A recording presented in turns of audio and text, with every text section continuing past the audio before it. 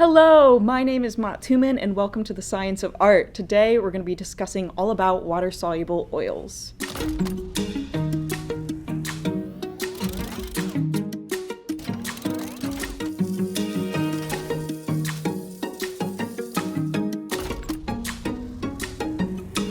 So some of you who have never used water-soluble oils before might be wondering what exactly the difference is between them and traditional oil paint. And the answer is not much, surprisingly. Water-soluble oils are traditional oil paint that have been modified chemically to be water-soluble. And there's a few different ways that people do that. But before I get into exactly how they do it, I want to show you guys exactly why just adding a water into oil paint isn't going to work. So I've got some water right here. I'm going to pour it into this beaker, or graduated cylinder, whatever you like to call it.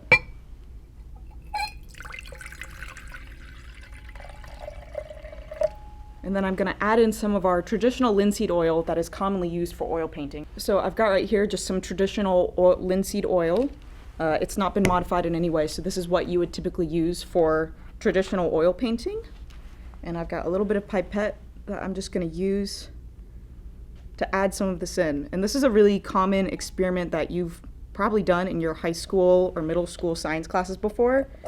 You can see oil is known as hydrophobic, which means it doesn't like to interact with water, it doesn't like to bond with water, and it's gonna stay separated from the water no matter how much water you include in.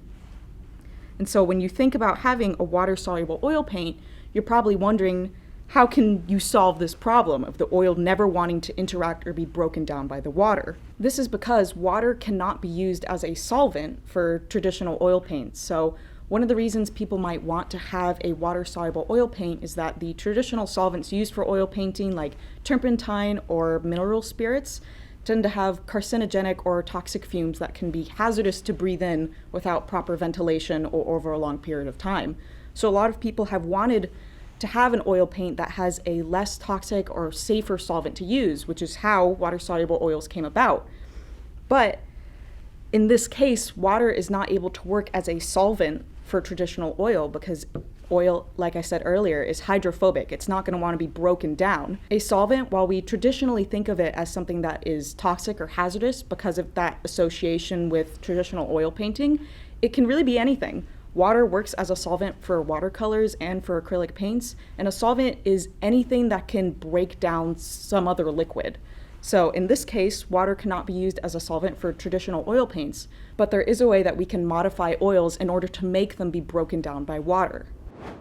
So I've got a cleaned out beaker right here, and I wanted to show you guys the difference between what I just showed you and with mixing water with a modified linseed oil that is meant to be water soluble. So I'm going to pour, again, just a little bit of water into here, and it won't matter how much water I add. No matter what, it would not have broken down the oil in our previous example, but it should react a little bit differently because this oil is water soluble. So I'm going to open this up, use a clean pipette to pour a little bit of this into the water. You can see how this doesn't bubble up and form larger blobs like our last example did. It breaks down a bit more, and even if I started to mix this into the water, it would start to dissolve. You can see it becomes one with the water, and we get this hazier look in the water rather than before where the oil was just sitting on top. So what is the difference between those two examples? How did we get from the linseed oil that could not dissolve in water to the water-soluble linseed oil that could? There's really only one ingredient that you need to add into something to make it water soluble. And that ingredient is known as an emulsifier. An emulsifier can mean several different things. The most basic type of emulsifiers we have is just the act of mixing two things together. So if you ever notice that your peanut butter or your mayonnaise are separating from each other over time, that's because they have been emulsified together. You need to remix them together in order to reincorporate that oil into the rest of the ingredients. They have been emulsified, but they're not chemically bonded, so they're still going to separate over time. So that kind of emulsification isn't going to work for a water-soluble oil paint. But a different kind of emulsifier, known as a surfactant, will. And a surfactant can come in many different forms, but the most common form of surfactant that we know is a dish soap. So I've got a few different products out here that I'm going to use to show you guys what happens when I mix a surfactant, like dish soap, into oil paint.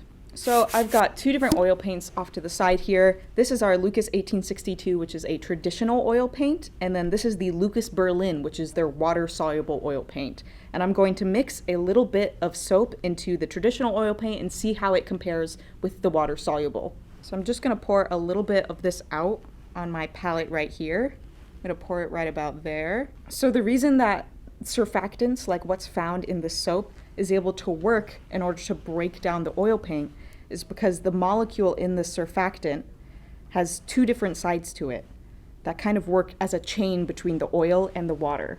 So one side of this molecule is hydrophilic, meaning that it likes water and it wants to bond to water molecules. And the other end of this molecule is hydrophobic, meaning it does not want to bind to water molecules, but it is inclined to bind to oil. So what essentially happens is that the surfactant is working as a link between the two. It's going to hold the water on one side and the oil on the other, and it's going to be able to break apart that oil that way. That's part of the reason why using soaps like this to clean your brushes after you work is effective in getting all of the oil out. So this is our traditional oil paint right here. This is our Lucas Berlin. I'm actually going to move the tubes to the top here so I can remember which is which. And I'm just going to add the tiniest bit of this dish soap into it. Now you'll see that the soap that I have right here is fragrance free, and I believe it's lacking in some other additives that some, like dyes, that some other soaps have. That's ideal if you're going to do this, but I think it's important to keep in mind that there's other things included in this soap that would not be included in whatever surfactant that a company would use to mix into their oil paint to make it water soluble. So there's a little bit of a risk here if you're trying to do this. You're kind of risking the archivability, and you're risking your oil paint to some extent, because adding the right amount of soap into the oil paint to be able to get it water soluble without breaking it down too much is kind of tricky. So I'm going to add in just the tiniest bit. I've actually poured out probably more than I need to add in this, and I can show you guys too what happens when you add too much of this soap into the paint. It kind of makes it really gross. As a spoiler for what it's going to look like, but I'm just going to add the tiniest bit in here. And I will show you guys too what happens when I mix water just straight in with this oil paint so that you can really see the difference. I'm trying to keep this in a small area so I don't accidentally mix in any more of the soap. So excuse me while I do this. And you can already see the consistency of this paint is starting to change a little bit. It's getting a little bit crunchier in some areas and a little bit globbier in some areas, and some of that's going to go away the more that I mix it. But again, that's one of the hazards of trying to mix your own water soluble oil paint. So I've got a bit of this mixed up here, and then what I'm going to do is I'm going to get some straight traditional oil paint down on the bottom, and I'm going to show you guys first what the difference is between this straight traditional oil paint and this oil paint that has a little bit of soap in it. And I'm just going to be using water with these. I'm not going to be using any other type of solvent. So I'm setting this back up to the front here. I've got an oil painting brush that I'm using. This is a Black Swan oil painting brush. And I'm just going to dip a little bit of this straight into my water. This is just tap water that I have. And first I'm going to do it just with the plain traditional oil paint. And some of you might have even tried this before at home just to see what the effect would be. So I've got oil paint on my brush. I've got a little bit of canvas right here. And this is mostly just oil paint that I'm using right now. But you'll see if I come in a second, I'm going to add a little bit more so we can get a bit of a thicker effect in our swatch. You'll see as I take my brush and I dip it back into my water here, and then I try to use it to break down the oil paint, it's stubborn. It doesn't really want to move across the page very well, and you'll see too it's not really breaking down. It's just kind of smearing it around more. And as I try to get more and more water on my brush and I try to pull it down, you'll see it's not creating a very effective wash. It's just kind of dry brushing almost, because the water doesn't want to break apart that oil. But if I get a new brush right here and I use the oil paint that I mixed with that little bit of dish soap, we'll see if I mixed enough of it for it to be water soluble. So you'll see that I have a clean brush and I just dipped it in a little bit of water, and I'm going to pick up a bit of my paint right here, which is again just traditional Lucas 1862 oil paint mixed with a tiniest bit of soap. I'm gonna make sure I get my swatch nice and thick at the top here. You can already see the difference between this swatch and what was happening over here because of that little bit of water that's on my brush. I'm gonna try to make sure I get a nice thick application on the top of my swatch, just like I did on the other one. And then if I dip this in water, you can see too in my water cup, if we're able to get that, how that blue pigment already dispersed in my water just from dipping my brush in from that little bit of soap. And if I take this water and I move it down, you can see how it's now working as a solvent and breaking down this wash so I can get crisper and cleaner effects. Again, this is similar to if you're going to use water with acrylic paint. If you add too much water, just like you do with acrylic paint, it will start to break apart the bonds of the oil paint. So there is a limit to how much water that you can add. You can see it's taking it pretty well. This is broken down a fair amount just with that tiny bit of dish soap. I'm going to add more soap into this so you guys can start to see what happens when you add too much, because it really is a very careful game to play if you're trying to mix your own. And again, there's a risk of this not being archival because we're using something that has additional additives that we're not aware about. So I'm gonna add a bit more of my soap and a bit more of this oil paint. And I might even try to do almost a 50-50 split between the two so you guys can see what happens when too much of a surfactant is added. So I got a decent amount of soap right there and a decent amount of oil paint, and I'm going to use the same palette knife I used before and just start mixing it together. And I don't even think I'll have to really swatch this out. You'll already be able to see what happens to this paint when too much of this soap is added, because it's really cleaning to those oil particles, and it's cleaning to some extent, the water content in this soap. And it's gonna break them apart in a kind of funky way. Well, you'll see this will, one, begin to cure a bit faster than oil paint typically will because of the water content and because of the amount of surfactant that we're mixing in. And it will start to affect the sheen of the paint. So that's something that I noticed when I was experimenting with this, is that when I added a surfactant in compared to just the traditional oil paint or even the Lucas Berlin, which I will show you in a second, it started to give it more of a matte effect. It kind of took away a bit of that glossy sheen. So as I mix this up, it actually looks decently fine right now, but you'll see as it starts to cure, there's these little tiny globules where the oil is starting to like try to stay attached, but it's breaking apart and the pigment's kind of running around. And let's see, if I get a swatch of this, it's probably gonna look very, very washy. Yeah, you can see that tiny bit of water broke it apart so quickly. And it almost looks like acrylic here to some extent, because it's becoming more matte and it's becoming very watered down. And it's not looking as much like an oil paint anymore. And you can see here on my palette again, those little globules are starting to become more and more prominent. So now I'm going to show you guys the differences between these and the Lucas Berlin, which is made in the factory to be water soluble. So I have a little tiny dollop of it right there. And I'm just going to add, like we did before, a little bit of water on my clean brush and pick up some of this paint. And you can see already the difference between how this is reacting when I'm picking it up. It's holding its structure a bit more, and it's going to hold its sheen a bit more too once I apply it down. So I'm going to have my water-soluble Lucas Berlin right here. As I start to apply it, it's going to be able to retain some of the structure of the paint a bit better. I'm going to make sure I get a thicker effect on the top. It's going to have a bit of a glossier effect to it. You can even see already right here, this is where we added our soap in, how this is already having a bit more of a matte effect as compared to just traditional oil paint. So that's what adding in dish soap will do to your paint over time. But this has its glossier effect still on, so I'm going to add a bit more water on my brush, and I'm going to break it down as a solvent. You can see this is really what I was referring to when I say adding too much water into this is going to break it down in a similar way that adding too much water to an acrylic paint can.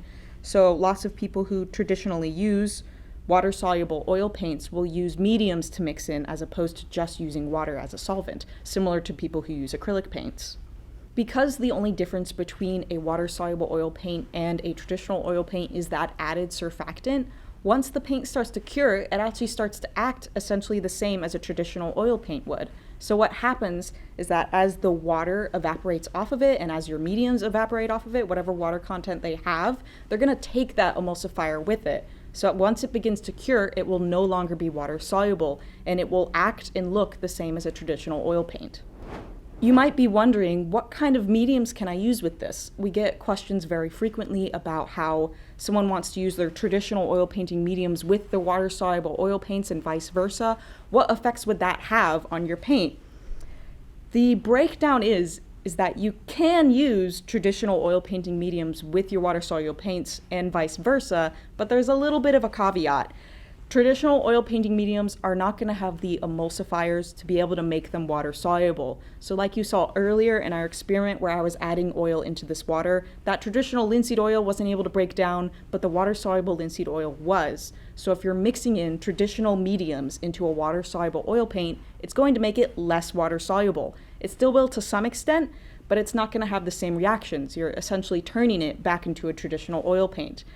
The opposite can be true as well. So if you're taking water soluble mediums and you're mixing it into a traditional oil paint, you can kind of make it water soluble to some extent, but it's never going to be as water soluble as just a water soluble oil paint with water soluble mediums. And the more mediums you add into a traditional oil paint that are water soluble, the more water soluble it will become, but also it will start to become more transparent and translucent because of those added mediums and because you're lessening the pigment load inside the paint. You might also wonder if you could mix in acrylic mediums into your water-soluble oil paints, but that is essentially the same as mixing acrylic mediums into your traditional oil paint. You're introducing in an acrylic polymer, which is going to dry a lot faster and cure a lot faster than your oil paints, so it will ruin the archivability of your oils. You'll get cracking a lot more often, and parts of it will cure and probably become chunky while other parts will stay wet over time, and it could even mess with the drying time of your oils over an extended period. So that is why you wouldn't want to mix something like an acrylic medium into your water-soluble oils, even though to some extent they do act a little bit like acrylics.